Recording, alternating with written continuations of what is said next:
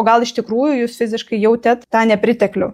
Yra žmonių, kurie išaugę iš tikrųjų iš skurdžių šeimų, kur tikrai ir rūbo neturėjo, ir maisto neturėjo, ir kitų ten, žodžiu, gerų dalykų reikalingų neturėjo. Ir jie išauga su tuo trūkumo jausmu. Jų kūnas, suprantat, ir protas visą laiką prisimena šitą, kad yra buvę taip. Ir gali būti, kad jūsų tas pinigų sumažėjimas, kai jūs matot pinigų sumažėjimą, protas pradeda panikuoti, kad mes tuoj nusirisim ir mes tuoj grįšim į tą, kur mes buvom. Ir užtat tas trūkumo jausmas, jisai gena jūs susižiūrėtos pinigus, kad neduok Dieve neįkristumėt į tą buvusią situaciją. Tai jums reikėtų pagalvoti, o kada, nes aš manau, kad čia vaikystė, nes kitaip tai pas jūs, jeigu vaikystė būtų buvus soti, aš labai abejoju, kad tai būtų. Arba nebent buvo kažkoks labai didelis įvykis, kuris, skaudus kažkoks, kada prarado viską, atėmė viską ir jūs neturėjote ten pliki stovėjot ant žiemą ant ledo, žodžiu, ir neturėjot kur eiti.